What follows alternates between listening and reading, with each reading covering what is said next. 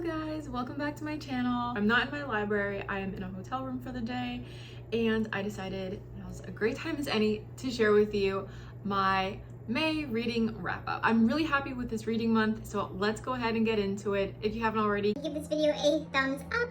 Don't forget to subscribe down below. But without further ado, let's get into the video. So the first book I read in the month of May is Dark Skies by Danielle L. Jensen. This is book 2 in the Dark Shores trilogy. I gave book 2 a 3-star rating.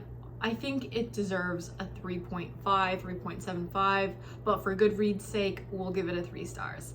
The reason why, honestly, the plot is good. I just feel like when books in a trilogy go from one POV and one storyline to a completely different storyline, and we lose the 2 main characters in book 1 to book 2, it just makes it really confusing. You're playing catch up, you're trying to remember who is who, and then by the time you get to book 3, you don't even really remember what went down in book 1 and the characters from book 1, which is what's happening in this case. Like I said, I didn't mind the plot. I just wish it could have been multiple POV with everybody involved, not just Lydia and her love interest.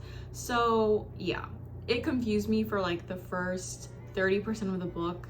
I was trying to play catch up and that bothered me a lot, but overall the book was really good and I do recommend this series. I'm currently reading book 3. I'm liking it so far. So I think overall the storyline and this trilogy is worth reading. If you're interested in fantasy with not really any spice, you're just interested in like a high stakes fantasy, this could be one for you to check out. The next book I read was Beach Read by Emily Henry. This was a 5-star read for me and I am so happy I read it. I'm gonna be reading this again and again and again. I already know it. I loved everything about this book. The banter was top tier. Listen, if you guys have not read Beach Read and you're looking for something to read this summer, this is the book to read. It was so good. We have 2 writers that end up being next door neighbors to each other in this small town in I think Michigan, and it's like a beach town.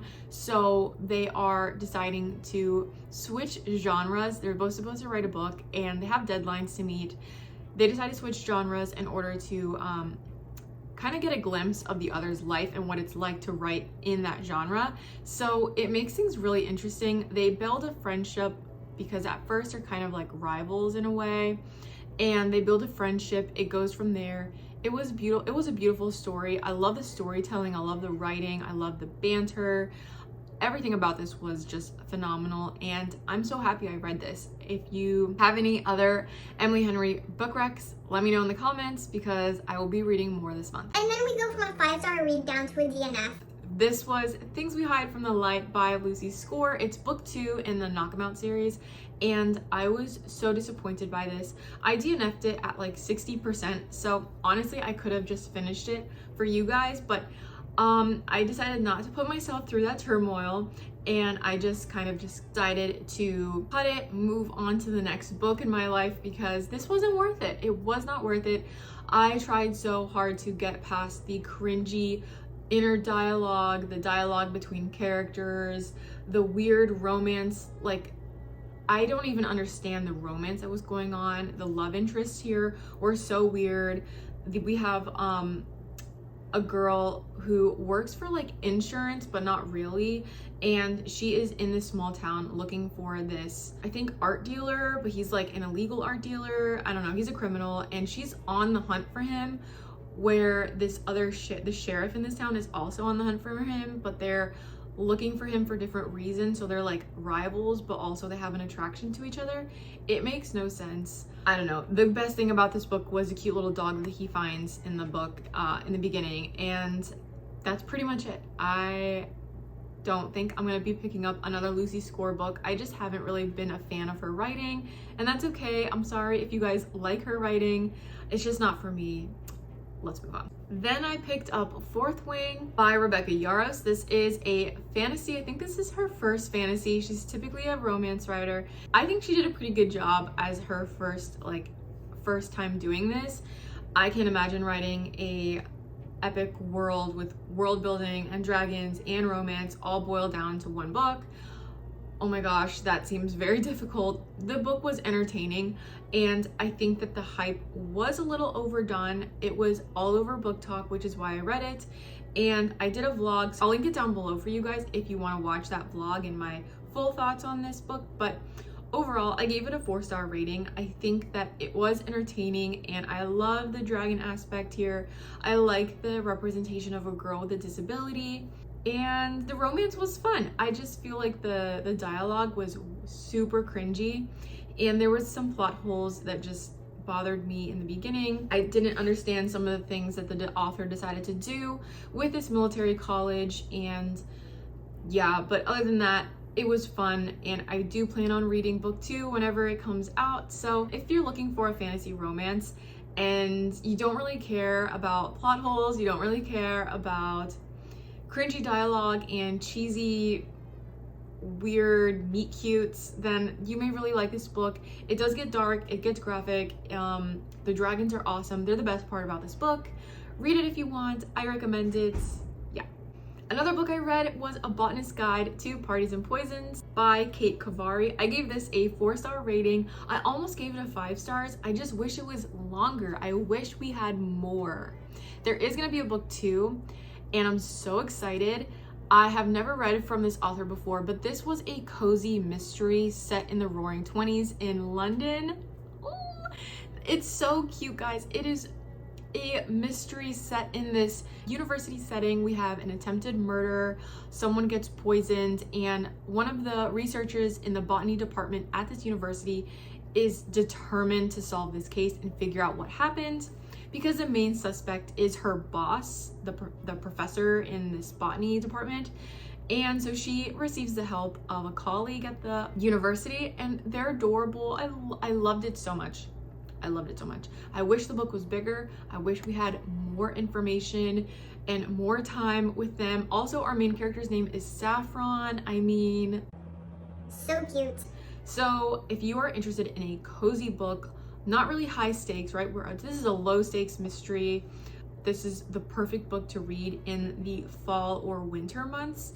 But I do love also for spring and summer this book because of the plant references and the greenery. It's very vivid in your mind as you're reading this book, which I loved. And yeah, honestly, I wish I could give this a 5 stars. The more I think about it, the more I want to give it a 5 stars. Again, we needed more. Then I read Jasper Vale and Garnett Flats. These are both books in the Eden series. Technically they're standalones, but I suggest reading them as a series. I gave both books a 4-star rating. They were very cute in their own way. Garnett Flats is with one of the siblings, Talia, and her second chance romance with Foster Madden. He's a UFC fighter and she's a doctor. And then Jasper Vale is like a fake marriage dynamic. So we have Eloise, who's another sibling, Eden sibling, and Jasper Vale, and it's cute. I liked both of them. I think I preferred Garnett Flats over Jasper Vale in the beginning, and then towards the end, Jasper Vale was really good for me. I feel like the dialogue can be a little cringy just because it is Like a Kindle Unlimited small town romance. so it does have that little bit of cheese in there, but it was entertaining, it was cute, it was a good time, it was romantic, and it does give you that feeling of wanting to move to a small town in Montana and find a cowboy, find a cute little guy, and settle down, have a family, own a bake shop, you know, like it gives all of those vibes. Highly recommend if you're interested in a small town romance. The only reasons why I didn't give these books a higher rating, I think I just prefer more of a closed door romance, and I wish there wasn't so many graphic scenes, intimate scenes, if you will. And then again, the dialogue sometimes was just a little too cheesy for me, but overall, I think the plot lines were both there and fleshed out characters. And yeah, it was good. Highly recommend. Then I listened to The Way of Kings by Brandon Sanderson. This is the first book I read by Brandon Sanderson, and this was a doozy. I started reading this book, I think in January or like Christmas time, maybe even before that. And it's taken me till the end of May to finish this book, okay? I listened to it on Audible, and I just started listening to it every time I went on a walk, but it was a struggle to get through, guys. And I don't mean that because the book was bad, because I do think towards the end I liked this book. I think it was just the narration. Yeah, the storyline is revolving around this world called Roshar, and there's like an ongoing war with their people and some other people, and we are given the POV of a guy named Kaladin who was a medical apprentice, and he ends up going into this war as a soldier in order to protect his brother. He gets into slavery, and it's his point of view as a slave. We do get multiple POVs with some other people that come into play towards the end of book 1, but I think because I was listening to it and there's so much world building, like the book is this big, it is so long.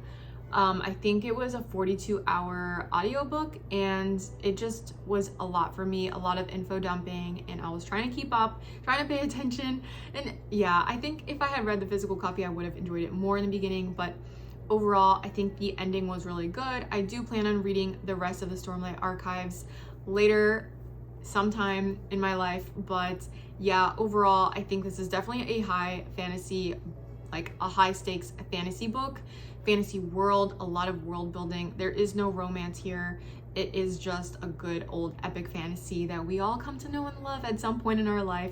So I will be continuing with this series. I gave it a total of 4 stars, considered DNFing it in the beginning, but the ending, like the last half of the book, I think really helped me understanding. Everything starts tying up like loose ends and things, and it just made the story more intriguing and entertaining, and I wanted to see how everything was going to finish, so I'm happy with how it ended. And then I read The Unhoneymooners by Christina Lauren, and I gave this another 5-star rating. I think I liked this book almost more than Beach Read. It's really hard though because I like them for different reasons. The Unhoneymooners is another fake marriage trope and enemies to lovers. It's set in Maui, which was so fun.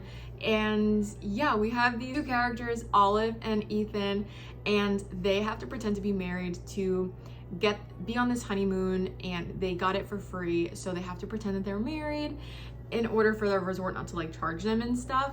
It was very fun. I love the banter, I love the storyline, and the subplot with Olive's sister Amy was really good as well. I thought it was well done, and it was so relatable. It was so enjoyable because our main character is Latina, and her family reminded me so much of my own family. I caught myself laughing so many times and just being like, yep, that's my family, and it just made it so much more enjoyable to me being able to relate in that way. So I understand if people don't really get the hype because they may not relate to the characters as much as I have, but yeah, overall I highly recommend this book. Also, this was a closed door romance, which I also appreciated a lot, so I think that's why I also bumped it up a little bit and gave it a 5-star rating. But if you are looking for a great summertime book, definitely pick up this book. I'm so happy I read it. I'm so excited to read more from this author.